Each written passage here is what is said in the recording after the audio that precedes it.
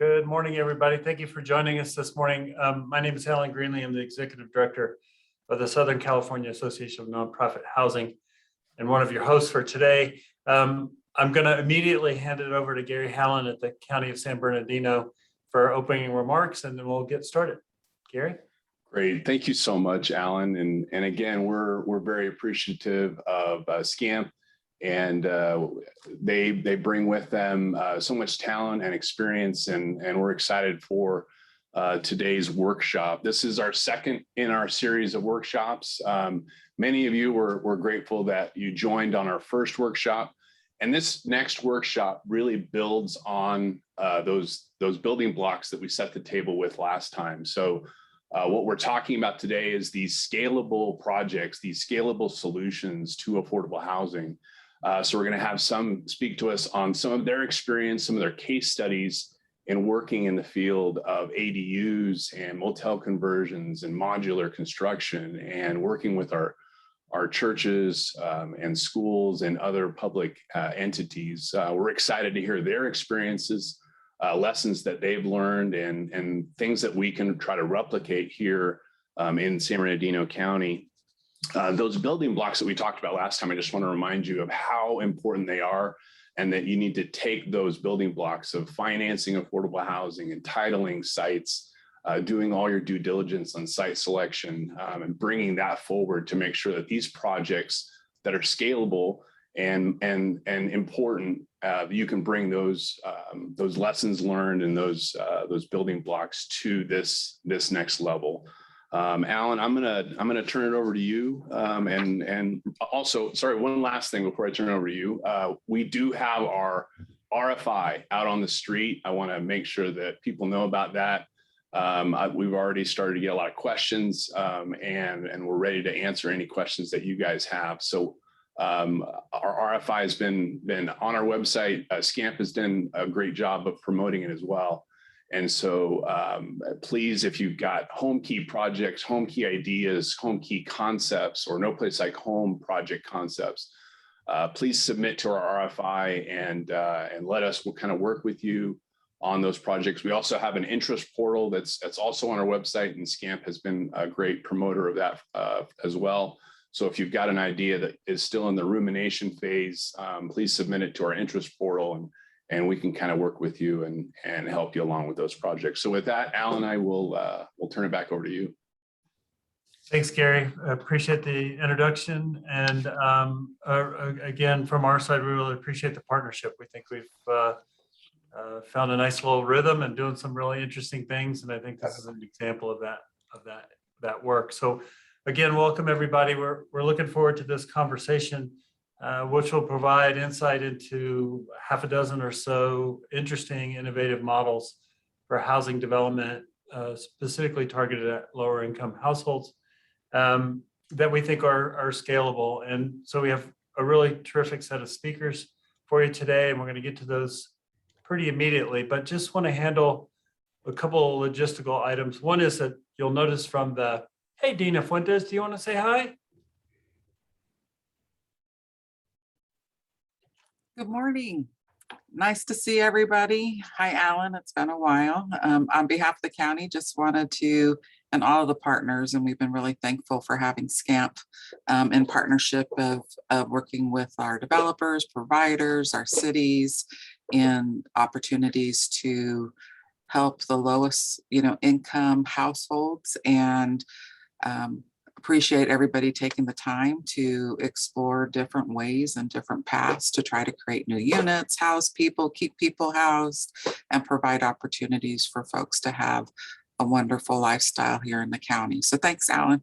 And thanks, everybody. Thank you. Thank you.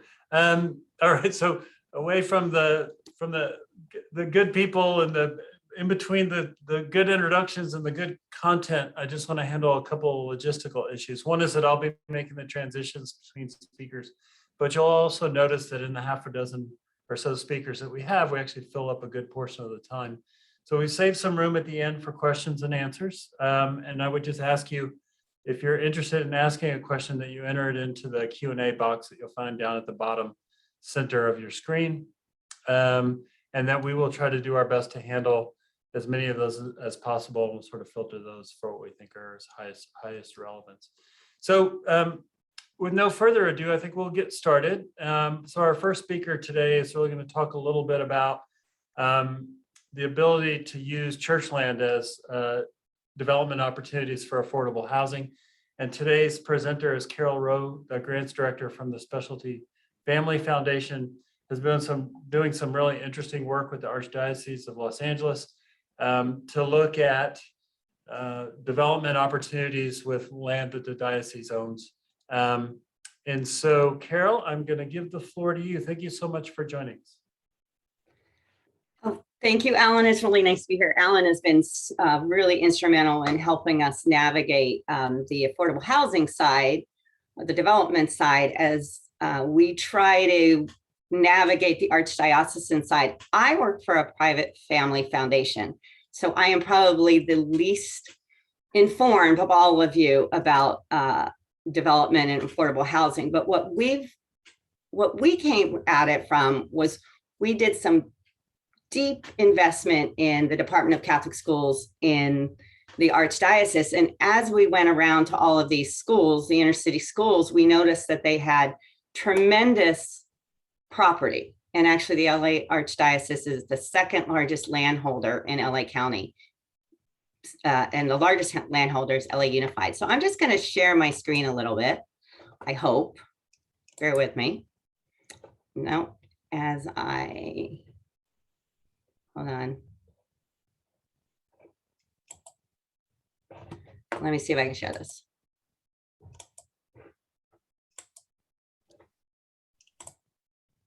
Everybody. There you go. You see got it. that? Thank you. Let me just. So I pulled these two quotes because I think that really makes you understand what the mission of the Catholic Church is. The number one mission of the Catholic Church is to evangelize. The second mission is to promote the common good. So we approached everything really from the viewpoint of the church and trying to put everything in the perspective of the church.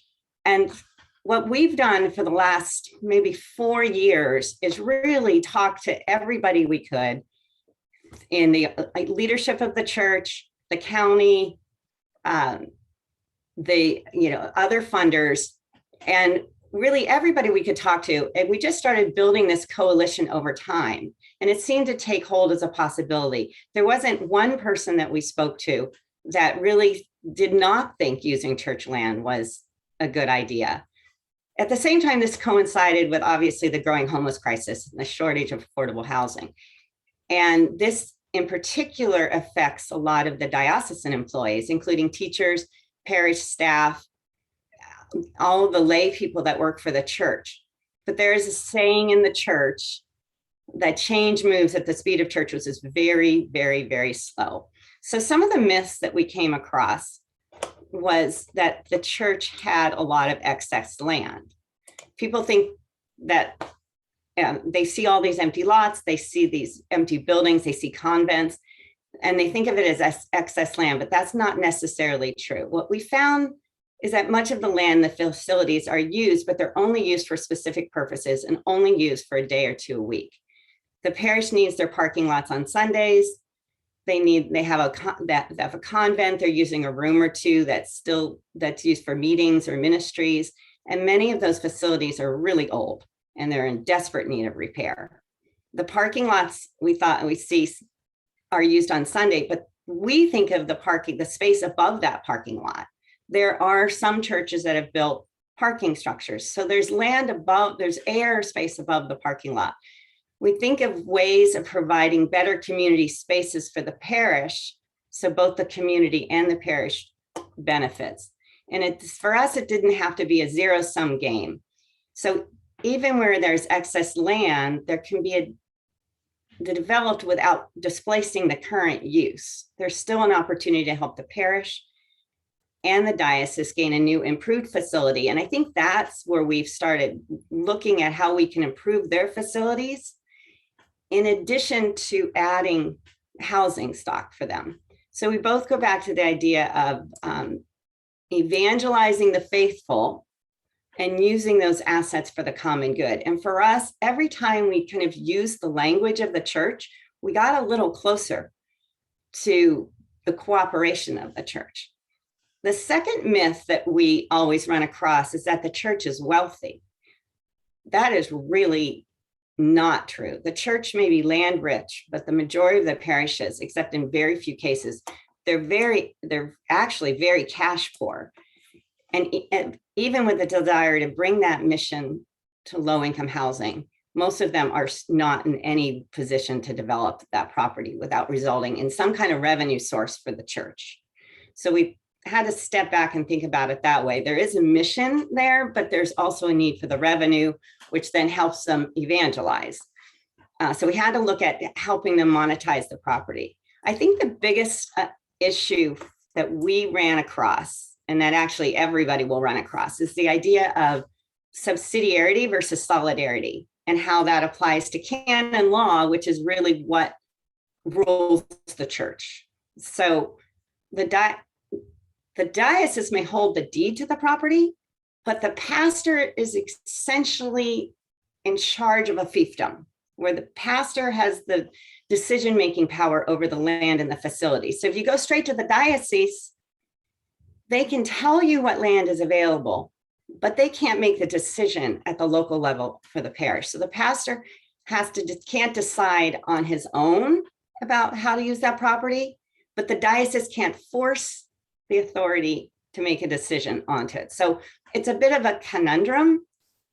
And that's sort of where we had to get past. So essentially it just reinforces the status quo. What we also found is that the average length of an assignment of a pastor is 6 years. So there's this inertia that they only have 6 years to do something. They're not normally going to do something in the first year or two they're there. And then by the time that you get really connected to them, they could be moved on. So there's that, all of that just feeds into sort of the inertia of the church, but there's still a genuine desire to put that land to mission use. And in those cases, we found, this is the preferences, we found that the path to least resistance was really low income affordable housing, targeted a population that they feel is part of their community. So senior housing, family housing, and they were especially interested in providing housing for their teachers and their parish staff, who, because of the way they're paid, they are often qualified as low income. The teachers and the parish staff, the teachers are usually paid like 30% less than a union teacher. So they're really interested in providing housing for their employees. They're really interested in providing housing for seniors. They're really interested in providing housing for families. They're a little more resistant to the idea of permanent supportive housing. Not all parishes. You have some parishes that are run by orders like the Jesuits or the Franciscans. Their charisms are men and women to serve others. Those parishes are more open to permanent supportive housing, but for the most part, they're really looking at low income and affordable housing. That seems to be the piece, the path of least resistance for them. They also are very concerned about having to enter if they do develop housing, they're very concerned about entering into the coordinated entry system. So giving up the ability to determine who's living in their property, it goes a little against what you think would be the church's sort of mission to serve the poor, but they're very hesitant to enter the coordinated entry system. And finally, I think almost every diocese is more interested in private funding, private financing. They also have a hesitancy to getting into public funding, although in the end, most dioceses that do develop property, that's where their biggest opportunities lie. But they really, starting with private financing, I think, is the opportunity. And in almost every case, this is the last thing, in governance. Governance is a big issue in the Catholic Church. And again, it goes back to the subsidiarity versus solidarity. So what most dioceses have done, what we found is really they create a separate entity. And it could be, the bishop could still be the single, the sole partner in that entity, but it's a separate juridic partnership for them. Most dioceses have formed their Catholic housing authorities under Catholic Charities. So if you're looking in San Bernardino County, there is a Catholic Charities.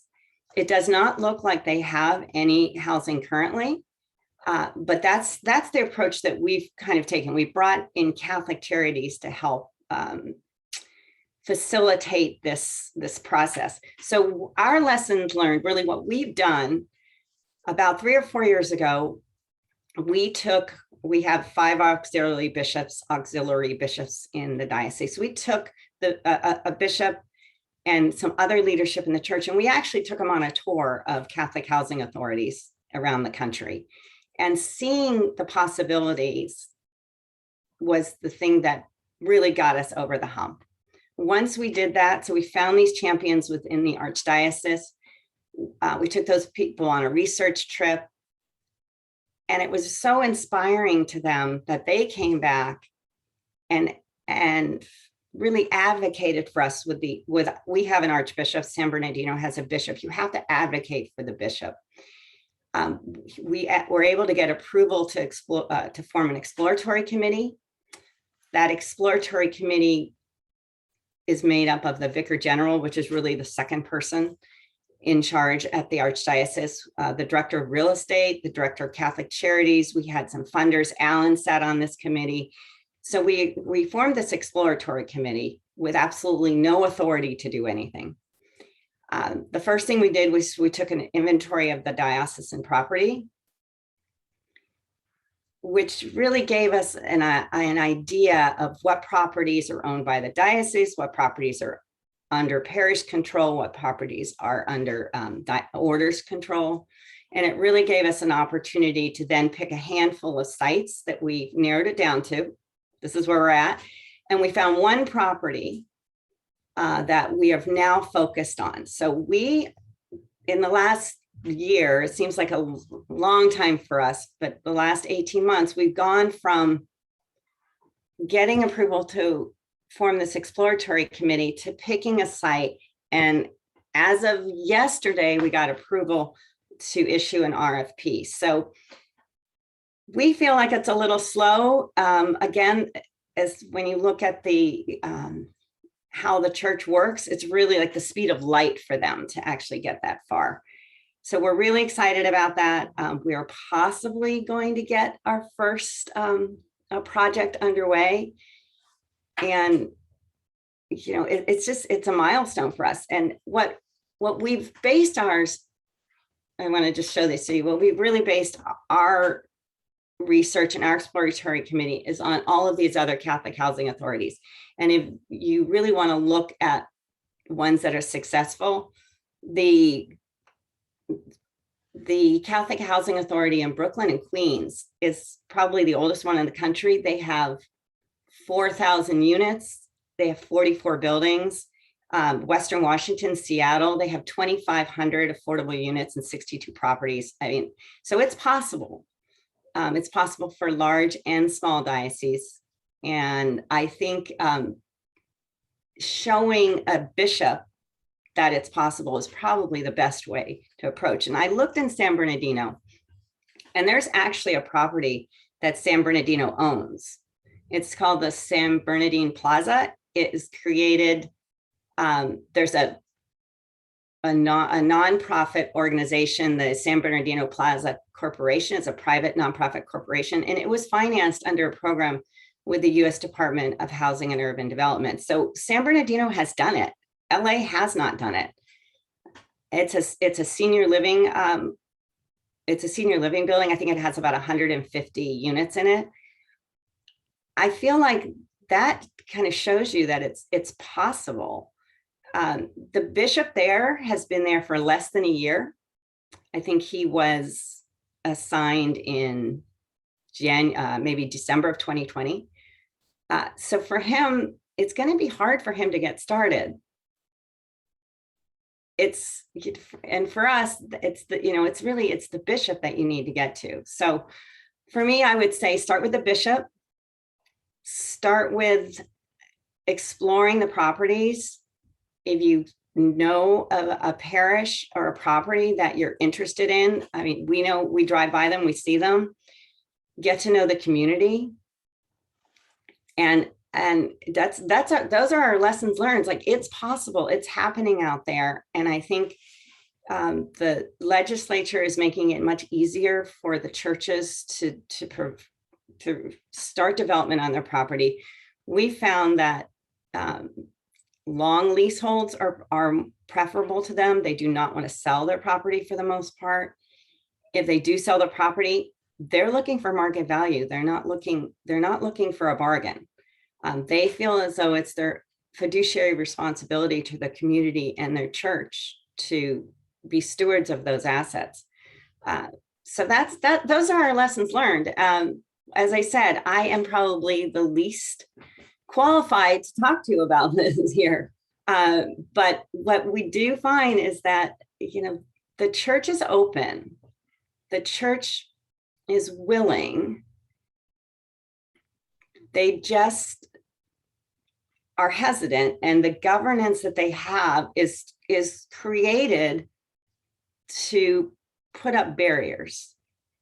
And the people themselves want to take those barriers down. And so it's really the people that, you need to reach. And so, I'm happy to answer any questions. Unfortunately, I'm not going to be here at the end because I have to jump off to another meeting. But I'm happy to call or to be on the phone and answer any questions and put you in touch with whoever we can. So thanks, Alan, for having me. Terrific, Carol. Thank you so much. And the work that you guys have done to kind of stepwise move through this process has been extraordinary, and I think you're to be commended for it. I think at a really high level, a couple of the key takeaways are this key importance on the idea of dialogue between interested parties. It's important for people to talk to each other because one of the things you'll find is there's a differential between things like existing and current use and goals for the asset in the future. So creating some clarity around that's really important. And certainly you guys have demonstrated that in the work that you've done. So thank you. And then on the Q&A question, if you have to transition off, please, obviously you should do that if you need to, but if we have any questions specifically to you, we'll make sure that you get those and have the opportunity to respond. So thank you. Thanks, Alan.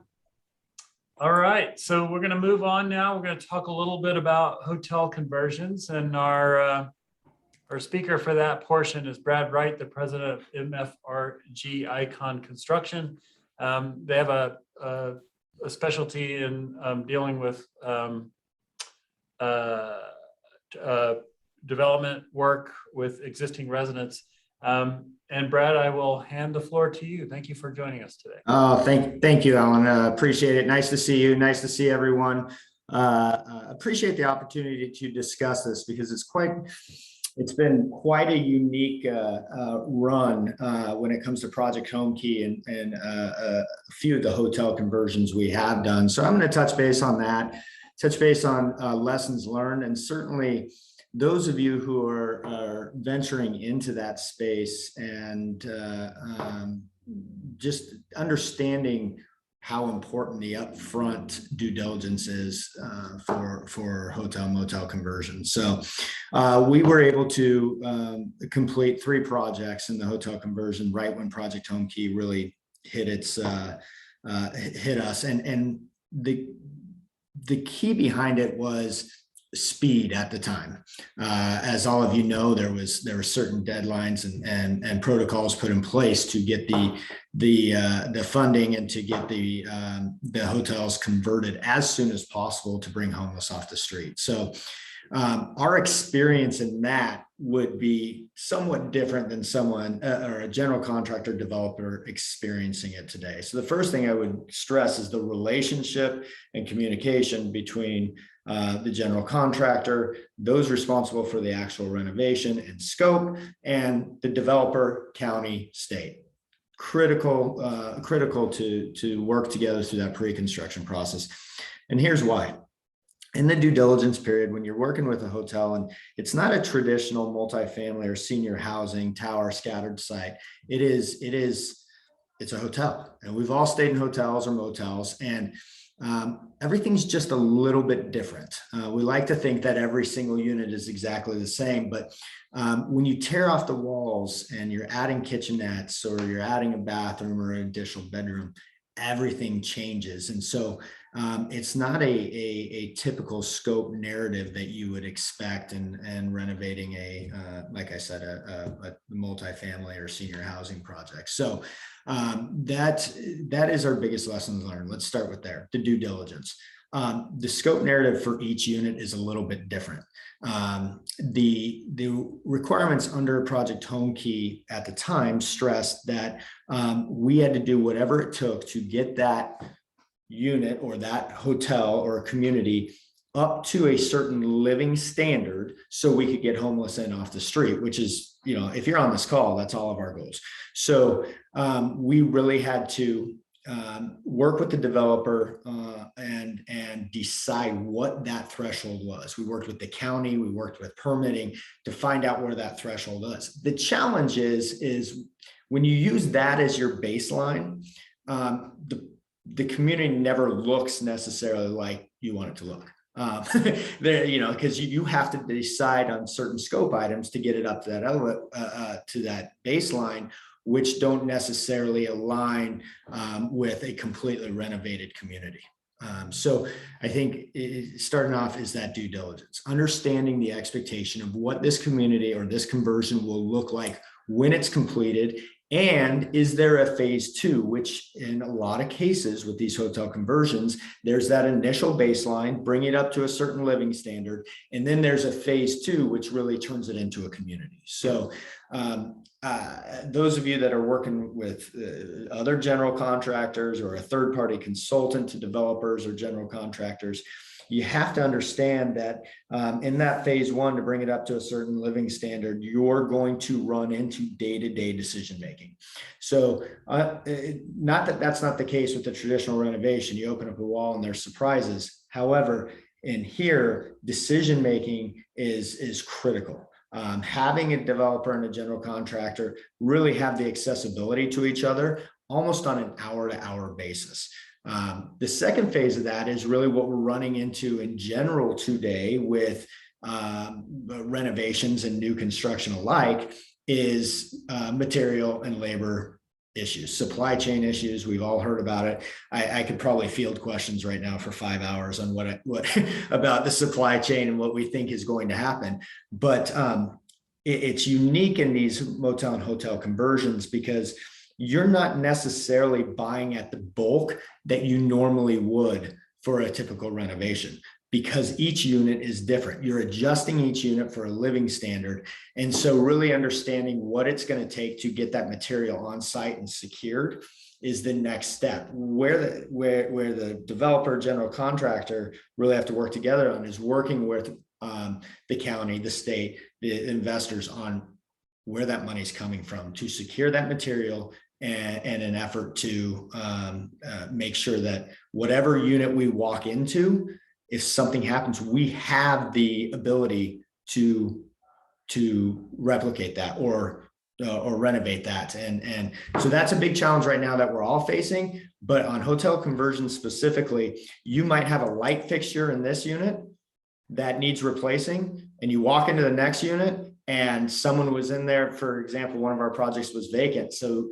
really the security was a big thing. But when you do your initial walk and scope narrative, you would, okay, I need 18 light fixtures. I need, 47 sinks. I need this, I need this. Well, you might walk into a unit that you had previously planned and it not even look the same anymore day over day. So it's really being flexible, having your hands on the material and having the proper subcontractors and general contractors out there to shift that scope narrative on the fly, which comes back to that communication between the developer and the county and the general contractor.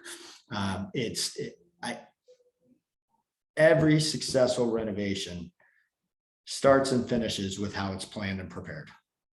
I hope we can all agree on that. However, with hotel conversions, you can plan and prepare, but every single day might be an adjustment to that. And having that flexibility and freedom to be able to make those decisions as a general contractor is essential. The last piece of this, and I touched base on it a little bit, is what happens in the different phases of a conversion. And as I said before, that first phase is really bringing it up to a certain standard of living.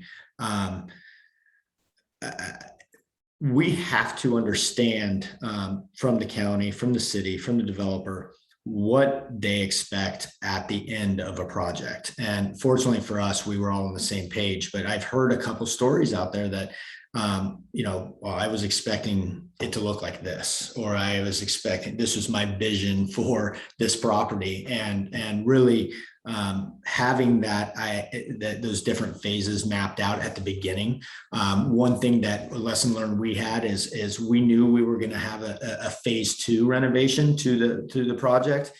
We really should have been more complete in what that phase 2 looked like, where phase 1 stopped, where phase 2 started. So if you're doing a phased renovation for hotel conversions, then make sure that scope narrative in each phase is as detailed as possible before you start phase 1.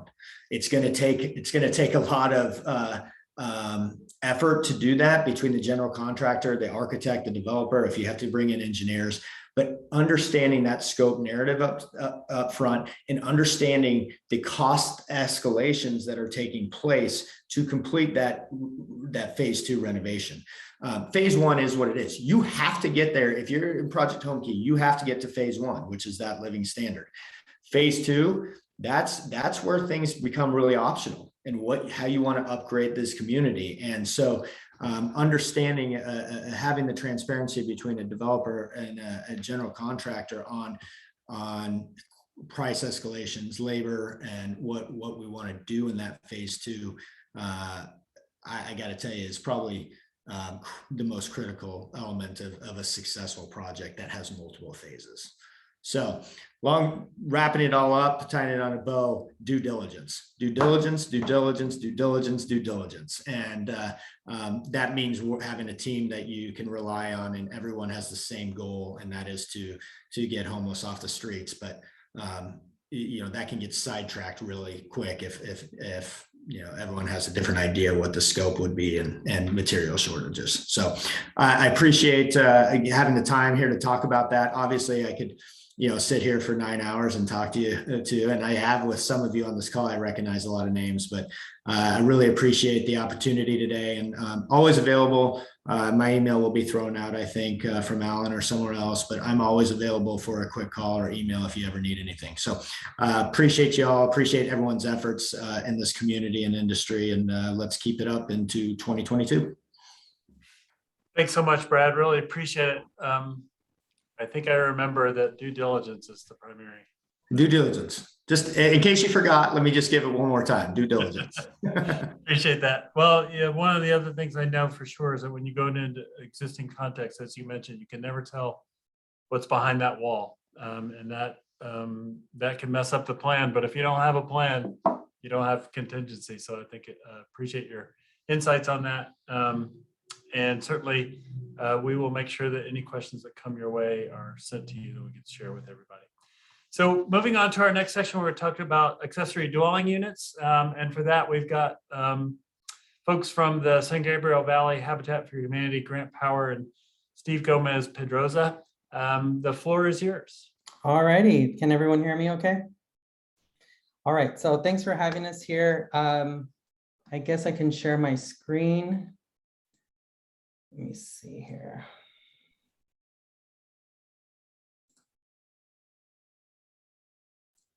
Start.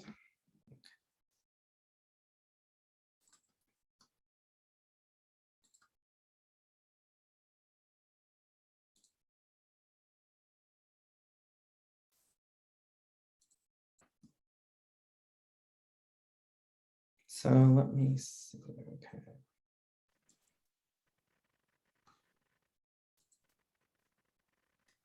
All right, so it's not letting me, okay, so it's not letting me share my screen. I know I sent it to someone. We can go ahead and pull those up for you. Yeah, can you pull it up for me? We got a new laptop, and of course, you know, nothing's really set up. So thanks again for having me here today, or having us here today.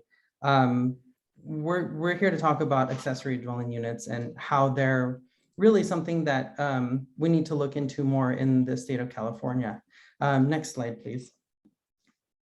So why, I think it starts with why ADUs. Might have skipped one. There we go. So in the state of California, even before the pandemic, we actually had a shortage of over 3 million homes. And actually the pandemic made that much worse. People were and are still at risk of losing the roof over their heads. ADUs are really a good cost-effective way to create more housing, especially in a place where there isn't really much land left. So a big problem that we have here in California is that a lot of people are having to move outwards, away from metropolitan areas, because there is just either no housing or it's much too expensive. So like myself, I actually moved to Riverside because it was just not realistic to live where I work in Monrovia. Using ADUs allows us to leverage current existing land where there's already a home to build more housing. So that could really alleviate the need for housing. Now, it's not a fix-all kind of thing, right? It would take much more to really fix the housing crisis, but it is a good start. Next slide, please.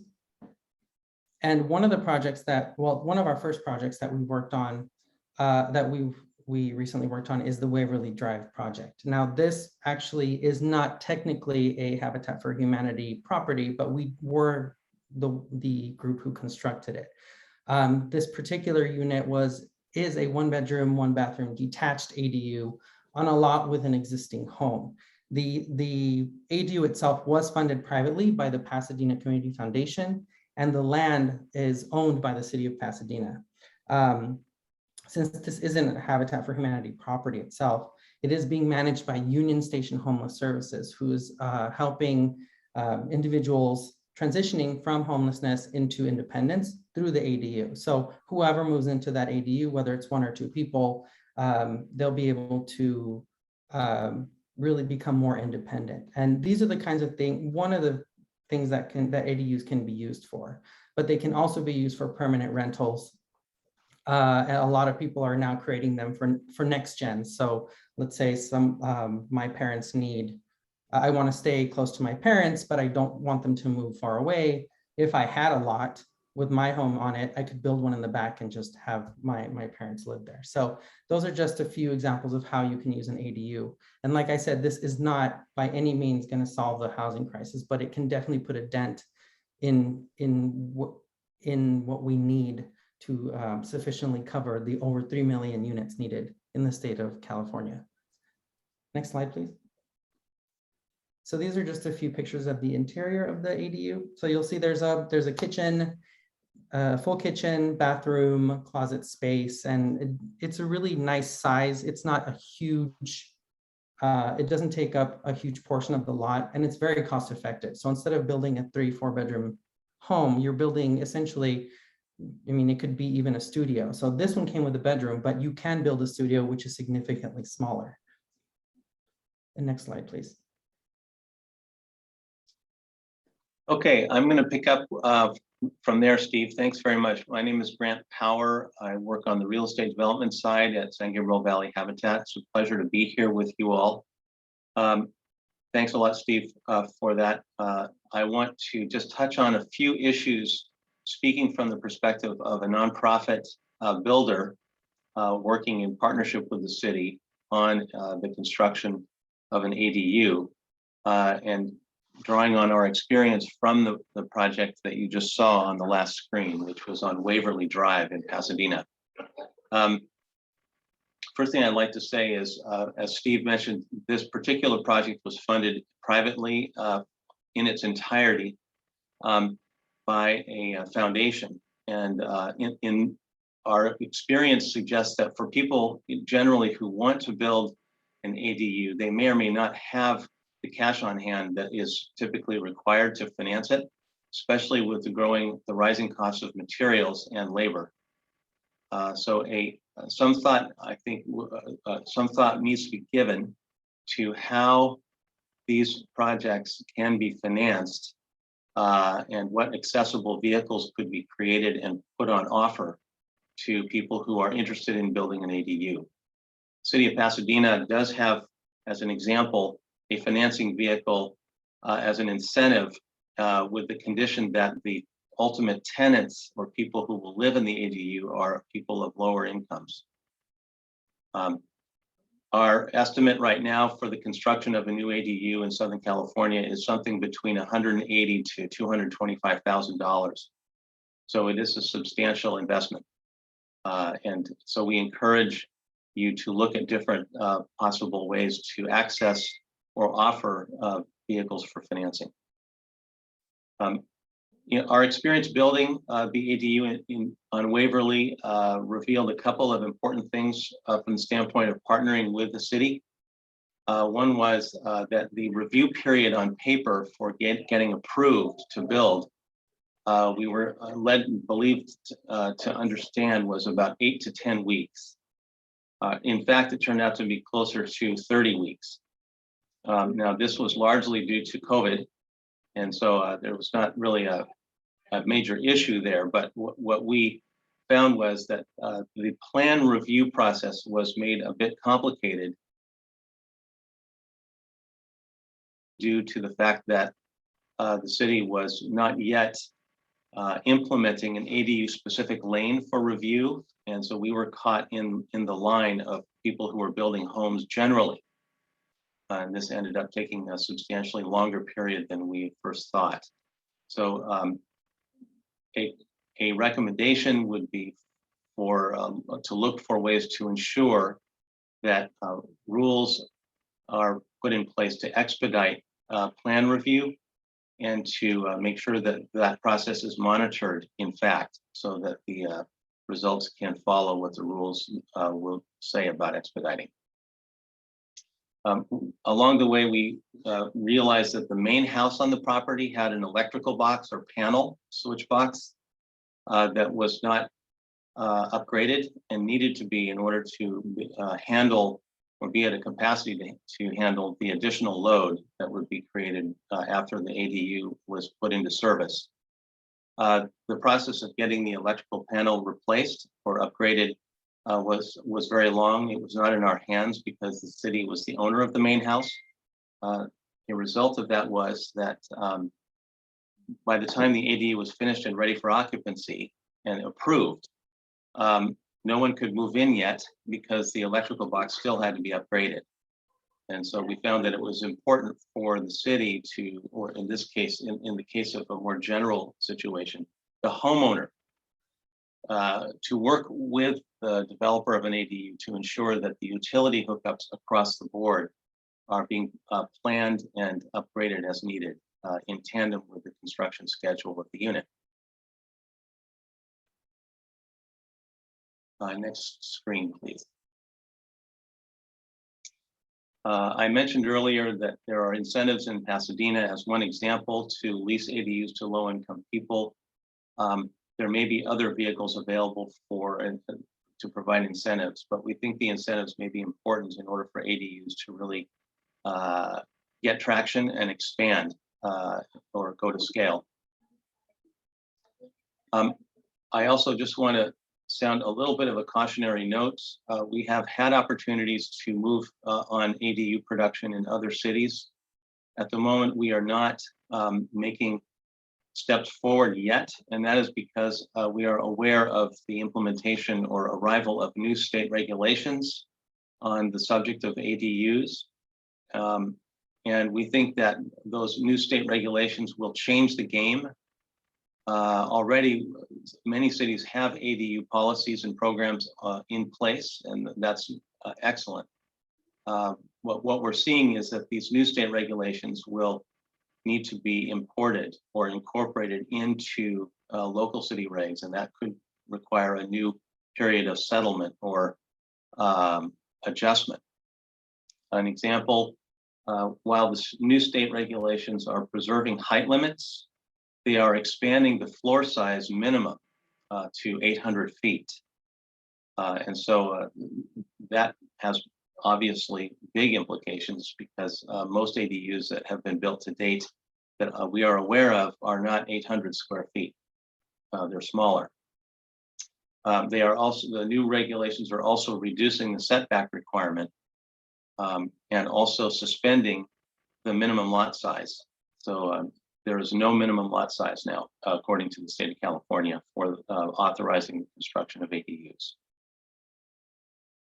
So these are, I think, factors or issues to consider before getting fully into a public process for developing ADUs within your jurisdiction. We see a lot of potential, as Steve indicated, for ADUs to make a dent in the housing shortage. And so we support their expansion, and Habitat is growing in its experience with the construction of those units in partnership with cities in the San Gabriel Valley right now. I'll stop there. Thanks very much for listening to us on this subject. So take it away. Thanks, Grant, and thank you, Steve, for your presentation. The 2-week goal, 30-week actual got my attention, and it sort of falls into the bucket category of what I'll call innovation risk. You know, all the presentations so far have all touched on this idea that you can have goals and plans about what you want to do, but if there are contingency issues associated with things that pop up that you're not ready for, and certainly when you embark on something that's new, there's a real opportunity for unforeseen obstacles. So thanks for providing that experiential example. We're going to move on now to the schools and housing nexus presentation, and the presenter for that is Kenny Wong, the assistant director at City Lab at UCLA, and he's going to talk a little bit about this co-locating affordable housing on land that is currently used for educational purposes. Kenny, it's up to you. Hi, thanks, Alan. I'm going to share my screen, and maybe I can get a quick thumbs up if you can see that. Yeah, hopefully it's coming up. Here we are. That's probably better. Thanks. I'll try to streamline things a bit. I of course have to start with a thanks to Alan, Jeanette, and Scan. You really have been supporters of this work for the past couple of years, and we had the chance to look at community college lands together a couple of years ago, and I'll just point out that center report there. But we've done a lot of work around ADUs and continue this work with education. A quick overview of that project. I won't speak too much about community colleges, but I think there's a very clear pathway and models for those types of developments, whether that's looking at the UCs. And what we were doing in the Opportunity Starts at Home report was look at a few cases in Southern California and really think through and add some prototypes, some ideas of what could be part of this transformational change, because community colleges have so much property, large areas of land within the districts. So going through that really quickly, and I want to make the case for design in thinking through this nexus. What you see on the left here is the idea of the neighborhood unit, a design idea that really has taken scale. It's stretched across what we can see here, Southern California, and really shaped how we think about what a neighborhood is, a neighborhood defined by the car, the main streets that encircle and bound an area. And this design idea has stuck with us for a long time. And you know, we live with that, and thinking about the future, some of those ideas and thoughts need to be transformed. So one of the benefits of thinking through K-12 schools is they are very distributed across the landscape. So from high opportunity areas to low opportunity areas and throughout the state. So I want to introduce the latest work that City Lab is doing around education workforce housing, we're calling it. So thinking of both teachers and staff within school districts. We've been partnering with two centers at UC Berkeley, the Center for Cities and Schools and the Turner Center, working with the California School Boards Association and supported by the Chan Zuckerberg Initiative. So this is very fresh. It's going to the printer soon. CSBA will be sharing more of this work at their conference in December. And I think that'll be the real release of both of these products. But we have a comprehensive research report and an introductory primer handbook to these questions that I think will make this idea of connecting schools and affordable housing much more accessible to the public and for the administrators and school board members that will be advocating for this work. Our partners at UC Berkeley, the Center for Cities and Schools, have to give a great shout out to them mapping all of the school district owned land across the state on the left-hand side here. We use the term LEAs that includes your school districts along with the county offices of education. And you can see it really covering the entire state and also clustered around the major metropolitan areas that we have, the Bay Area, San Francisco, and of course, Southern California. And part of our work at City Lab was to map out and survey all the different initiatives that have taken place around developing teacher housing. When we did this study, this search last summer in 2020, we found 46 districts, considering around 80 sites throughout the state. So there's been a lot of local interest, a lot of initiatives, and especially you can see in the Bay Area where the cost of housing is such a huge concern. And there's a real hunger for these types of projects and figuring out how to make that work. So I have to share these pioneering precedents. These projects are possible, and a lot of districts are looking to these handful of models to make the case that this is something that can be done locally as well. I will say that these projects can look very different. They can be in suburban settings, or they can be more of your urban apartment development. And it's really important to uplift these photos, these examples, to show that this is possible and desired. The demand for these projects from teachers and staff is extremely great. There's long wait lists.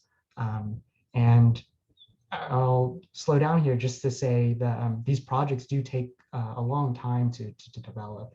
So what we found in our search was, with all that local initiative, many of those did fall through, and some of the key findings are having the champions within the school district to carry out projects, to advocate, do the community outreach work that is necessary to build the context for why this is important for the district, and how communities and schools will benefit from that. So thinking the challenge for districts is, of course, they span a huge territory. There's close to 1,000 across the state. And even in San Bernardino County, I think there's over 3 dozen.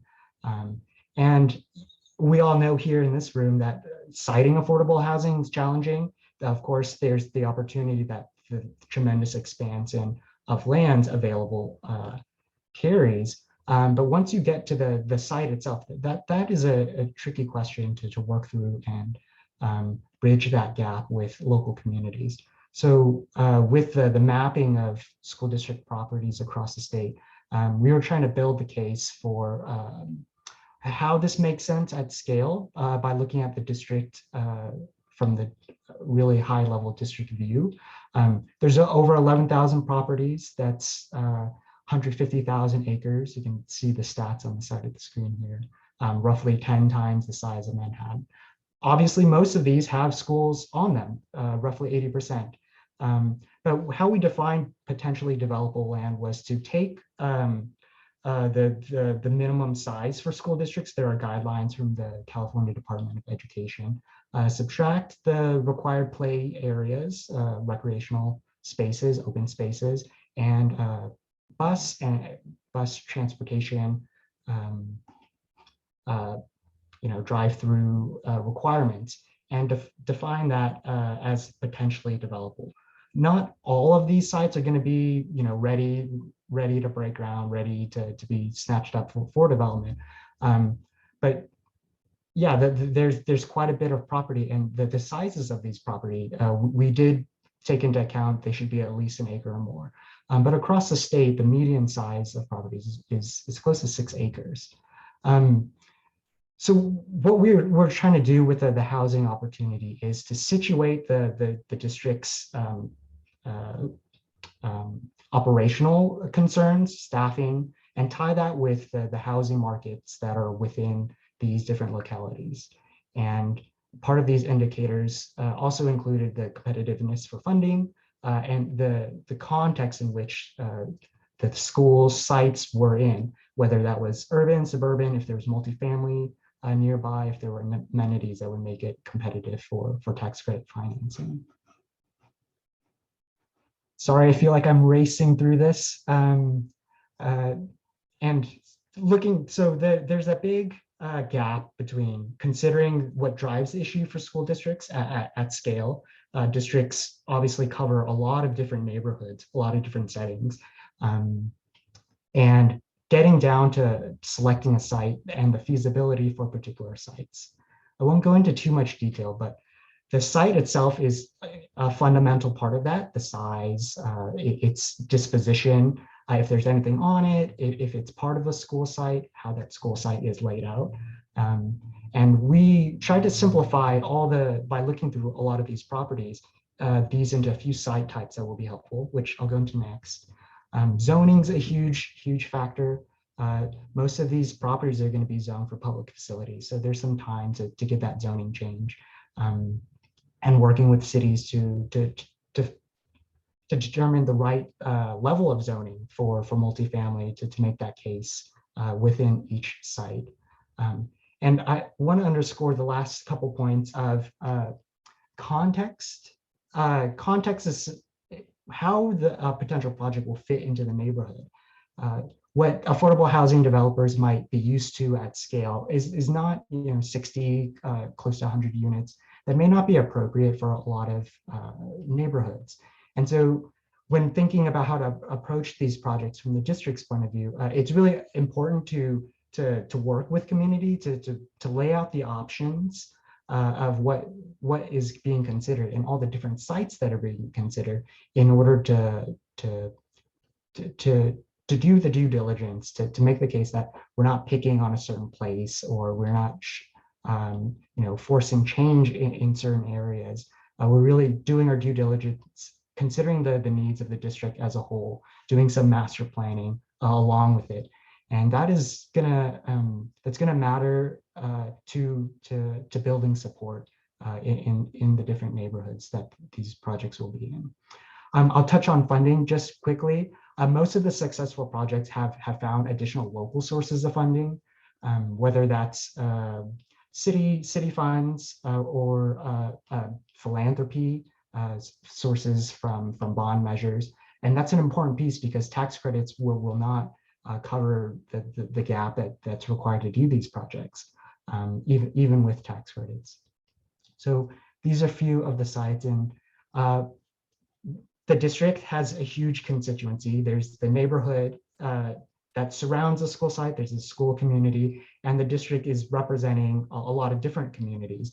So the more successful projects that we've seen so far are mostly working on parking lots, administrative offices that are being repurposed, and the former school sites. So where you're going to see less community resistance to these projects. I think there's a lot of innovation that can happen with active school sites, with embedded school sites within the community.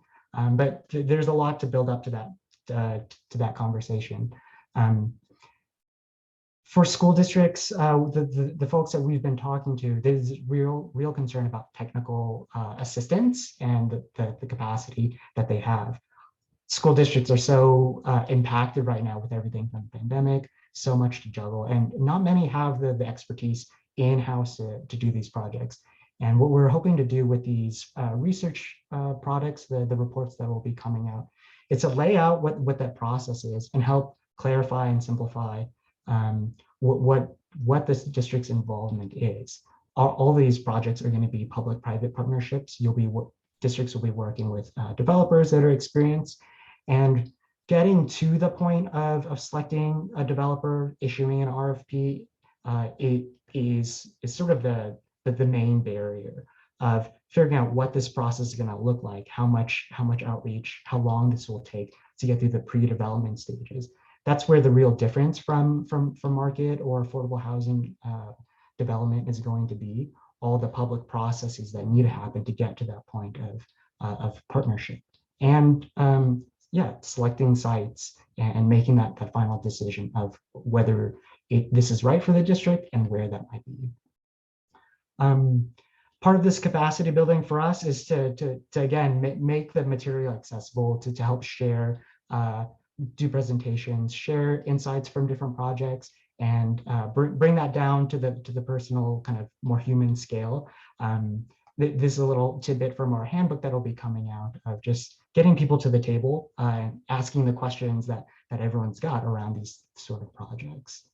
I'll close with there's hope out there. The policy has shifted in the last 5-6 years. There's a lot of support, and I think the legislation around community colleges too is going to help. SB 169 is going to help push that conversation a bit, bringing this down to the small scale. These are interesting projects that we're tracking in San Francisco, where they're reusing the school site and able to expand the AMI levels up to 120% because of some of the funding sources that are local. In Santa Clara County, school districts are banding together with the help of philanthropy to use county-owned land and bring to meet the needs that they have for their workforce. And a recent project in Berkeley Unified, also on the boards, a new one. I think so. There's a lot of movement. There's hope out there, and I think it's part of our responsibility to build a community of practice around these types of projects. So I'm there, and thanks again, Alan and Jeanette, for letting us bring this work up to light. Kenny, thanks so much. I mean, as you can see, there's a ton of stuff going on in a ton of places, and I really appreciate not only you consolidating the concepts into something brief, but also being even more brief in your presentation. So thank you. And certainly want to express my appreciation for the collaboration we've had with City Lab over the years, and look forward to continuing to work with you guys. So we're going to go from the complex to the extremely simple now, the Surplus Land Act and the role of public agency support and things like the Surplus Land Act. And our speaker for that section is Tamsin Plume, an attorney at Holland and Knight. And she's going to talk a little bit about some of the latest updates and amendments to that very important law. Tamsin, thank you so much for joining us, and the floor is yours. My pleasure, and I'm always so excited to be able to discuss the most esoteric and confusing topic, but I will do my utmost to keep it simple and give you some resources, because there's no way I can go into all the details today, and I will not try, I promise. But I am a partner with the law firm of Holland and Knight. I've practiced land use law now for 22 years, which is, the gray hairs are starting. My dad was a contractor, so I think I've always just liked this area. And one of my favorite things in the whole wide world these days is to see how we can facilitate housing anywhere, literally anywhere that we can in the state of California. It's a sad joke, unfortunately, when the 90,000 things that come up, including, what we just heard about ADUs. Gee, I wonder why it's so hard to build housing in California, or why it's so expensive, or why housing's so expensive as a whole. It's going to take a village, and more than a village, to really make up for our incredible lack of housing across the board at all income levels.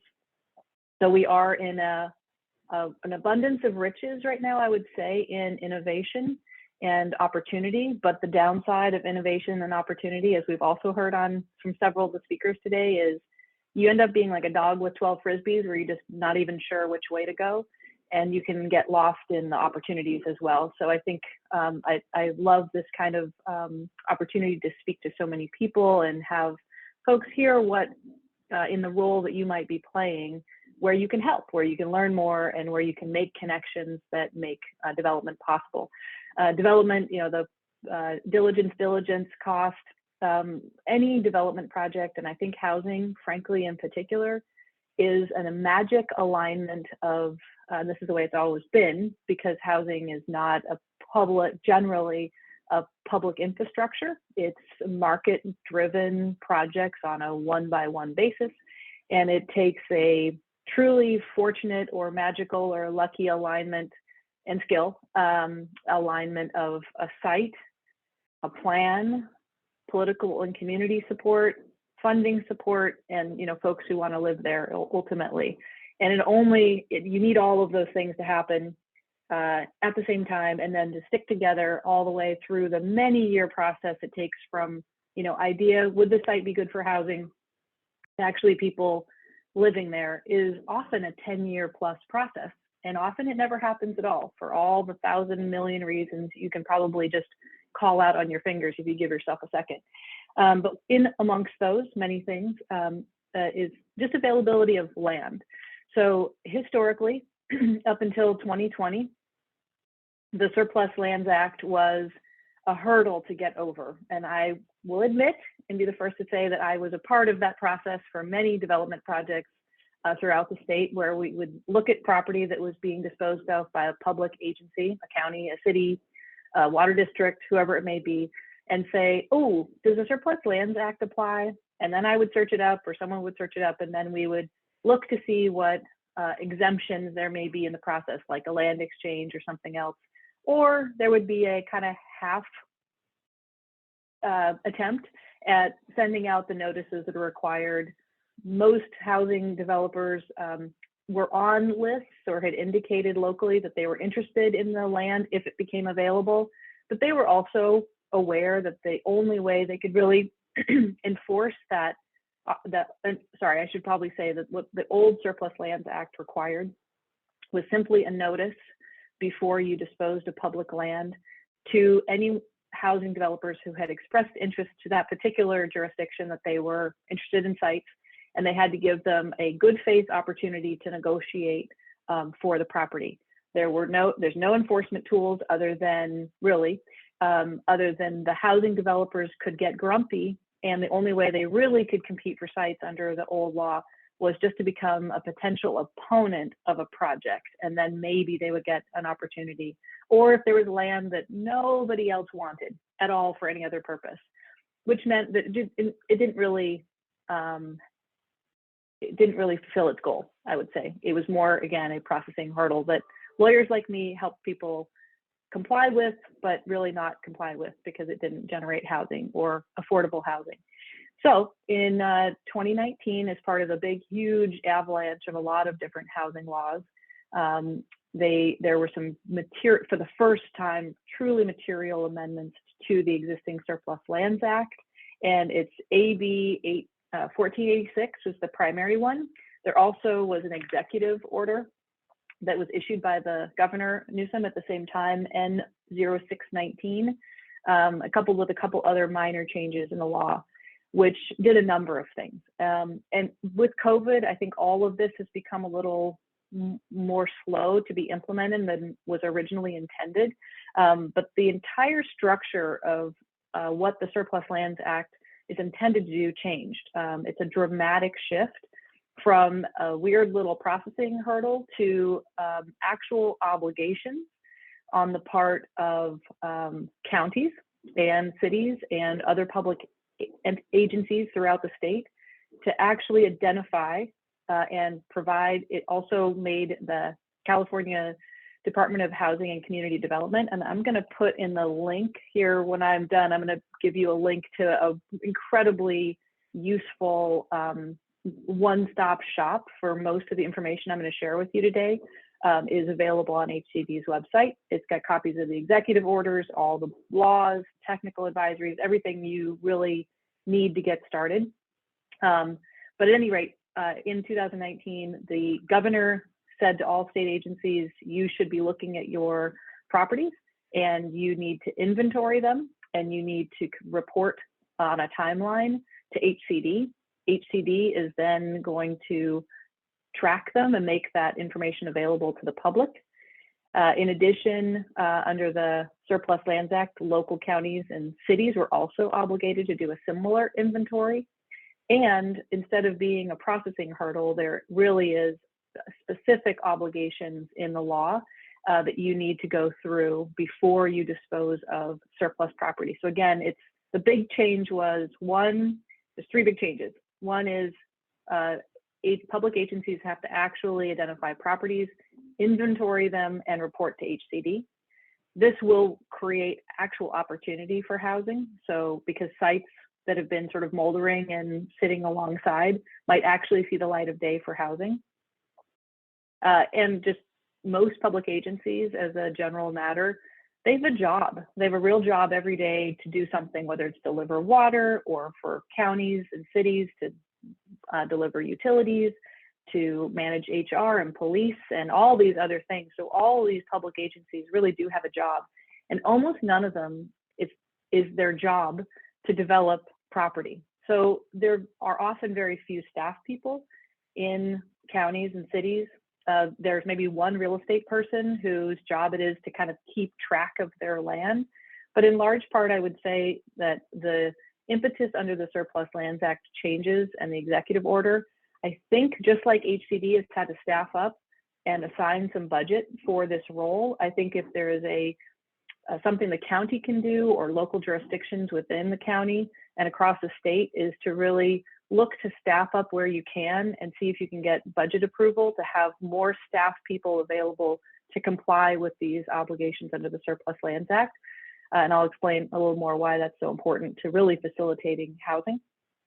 HCD again became the entity that will both receive information, publish information, and enforce the Surplus Lands Act. So there are now real requirements when you dispose of land to do RFPs and make sure that the housing developers who have submitted interest now to HCD, that they want to receive information about land. So it's really nice because now it's one single place where developers can say, hey, I'm interested, and you don't have to go jurisdiction by jurisdiction to be on the list to get a notice of land being available, which is really, really helpful.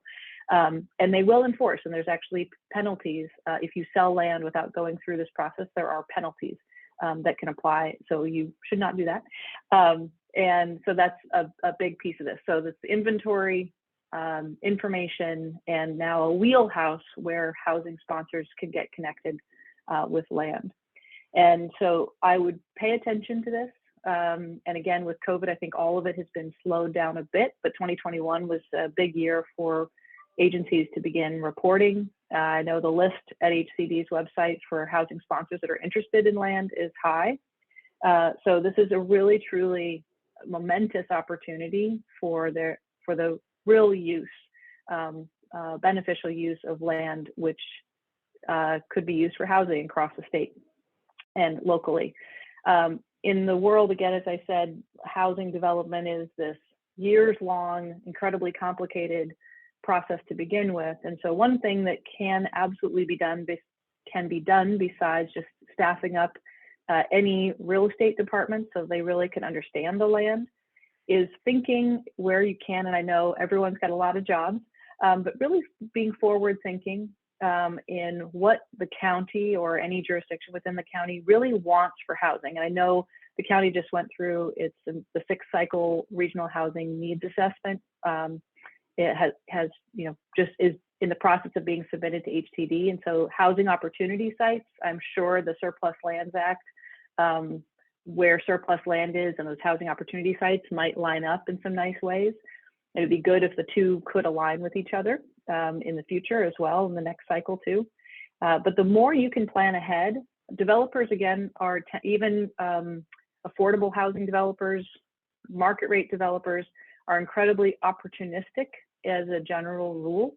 And so the more planning that a local entity can do about what it wants, what its community wants, what its political folks want in the area, to clear some of the hurdles so that when you send out an RFP for a developer, a lot of that work has really been done and they're there to polish the edges and see it to fruition, will help a lot. For example, if you have done on any land inventory site, you've done diligence to understand environmental conditions, easements, title, biology, if there's a way of making sure that the California Environmental Quality Act has been analyzed for some amount of housing on the site through a program EIR of some kind or site-specific environmental review. So that's really done and ready for a developer.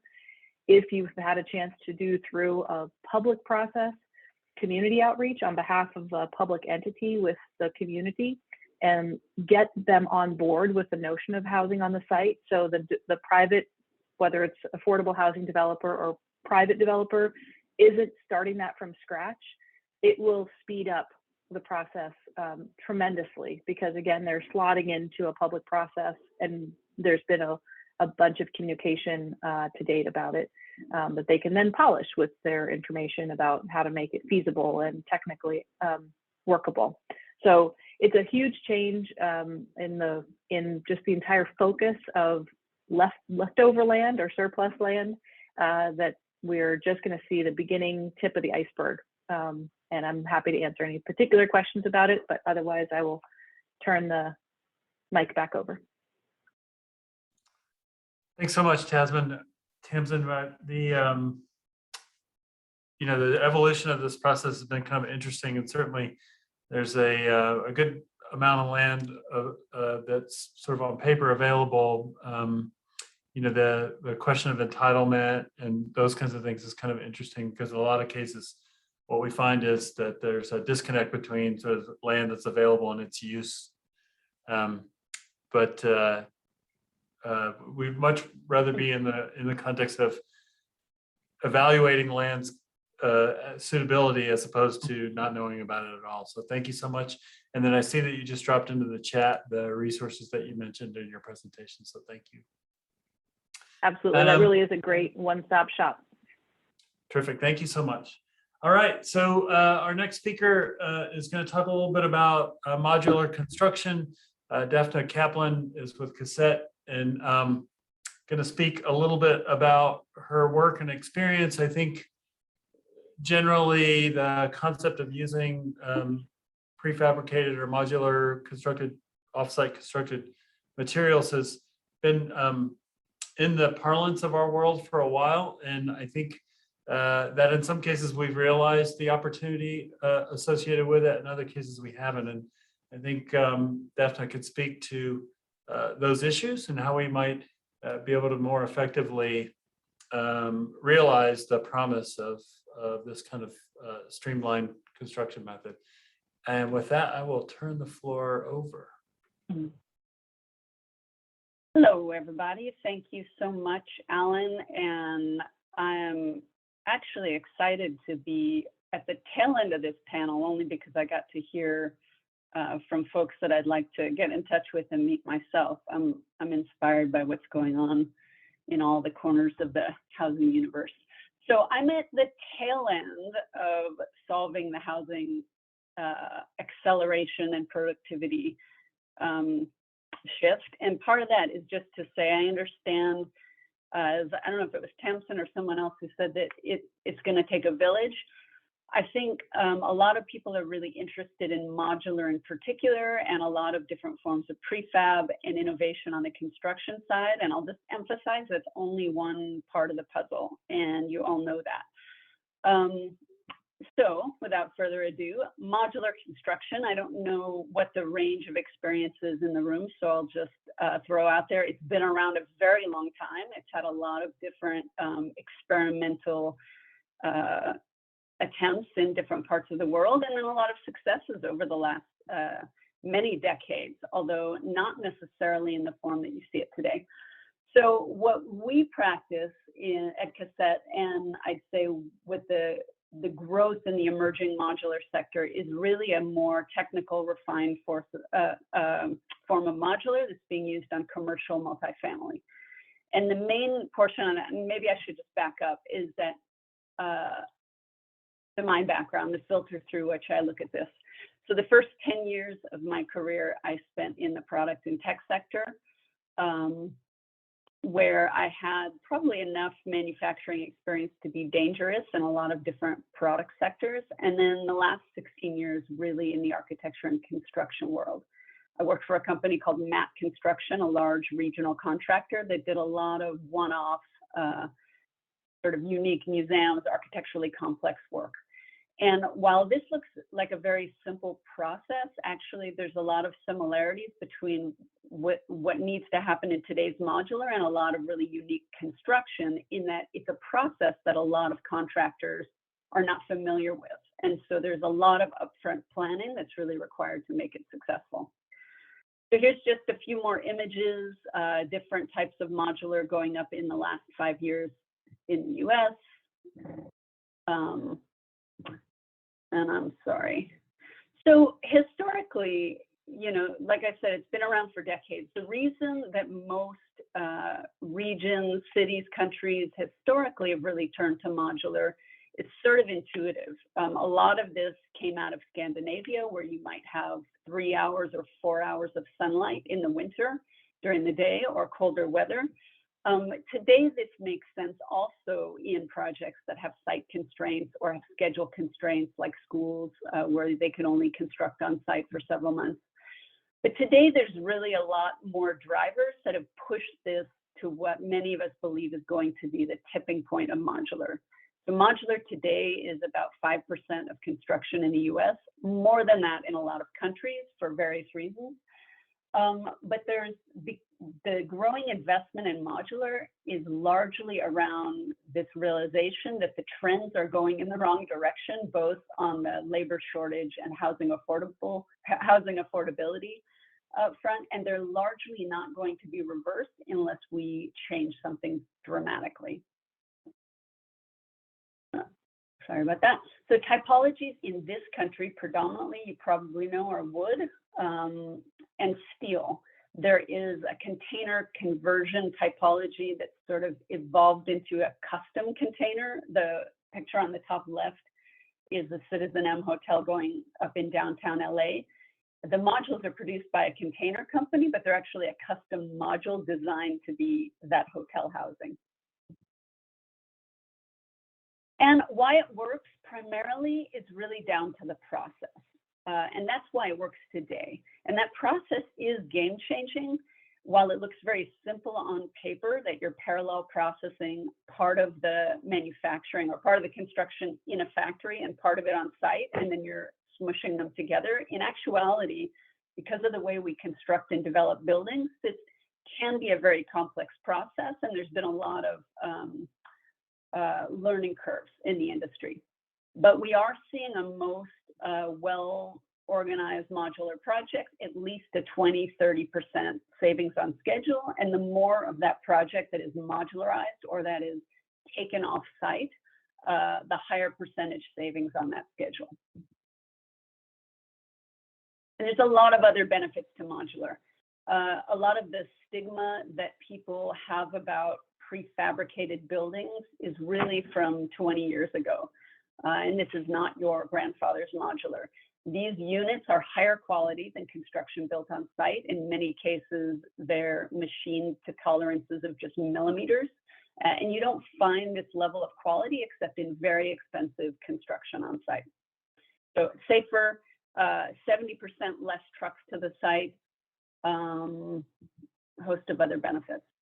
So, and for those of you who have not gone through a modular project or who don't have experience with that, a lot of people ask, how is this permitted? How is it inspected?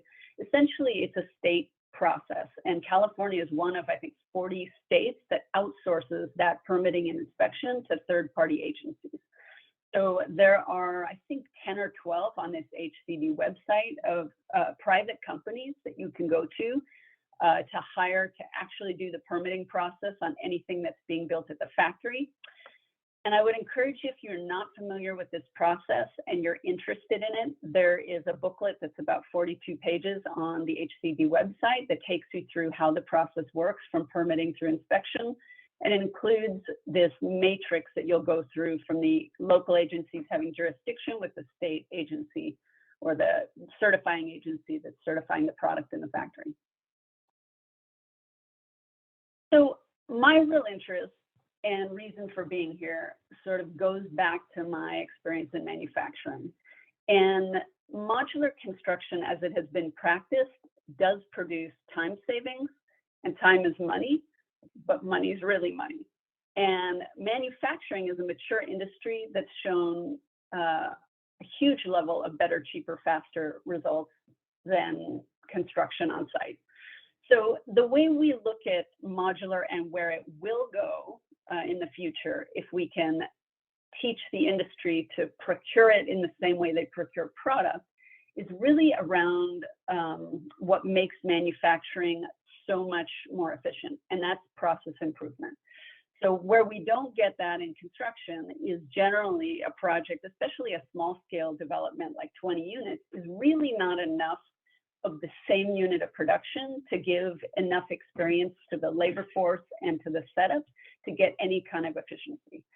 So this is sort of just a dramatic way of showing you that over a period of maybe 5 years, you're going to get, if you were to produce the same one-bedroom unit and standardize that design the way you would do a refrigerator or an air conditioner, you would start to see about 10% savings on the cost of manufacturing of that particular unit every time you double the unit.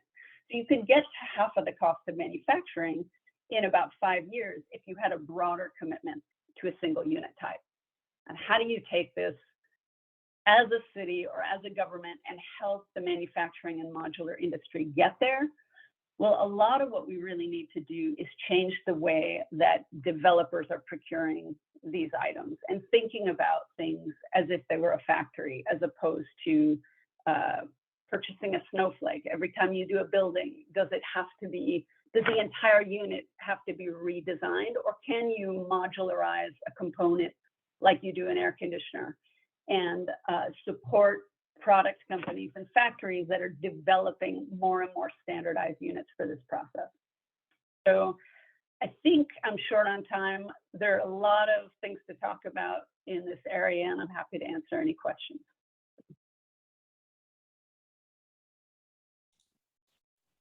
Thanks, Daphne. I appreciate it. I am noticing actually that we're generally short on time. So I think what I'm going to propose, first of all, is to express my appreciation for all the speakers today and to the County of San Bernardino for their support of this work. Just as one last administrative issue, we will send out a survey asking folks to give feedback on the session and including space for additional questions that we'll distribute to the speakers and then make sure we get that stuff back out. And with that, I think I will offer the opportunity to make closing remarks to Gary. Again, I want to thank Alan and Scamp and for their wonderful group that they brought together. This felt like we could have had a couple, 3 hours worth of material, and just so grateful for all that the topics that were covered. It's perfect timing because we're right on the verge of something big here in the county, and so I'm excited and looking forward to new innovative projects that are coming online. Again, last little plug for our RFI that's out on the street. Please take a look at it if you've got some projects, some of the things that we've talked about in the last session. Qualified development team and financing and some ideas that you want to put forward. The county is always looking forward to building more affordable housing, especially for the very low income groups. And again, Scamp, thank you so much. Alan and Jeanette and team, thank you for bringing this all-star cast together. It was awesome. It felt like a Marvel movie for affordable housing. everything all at once. So it was great. Thank you. That's great. Thanks, everybody.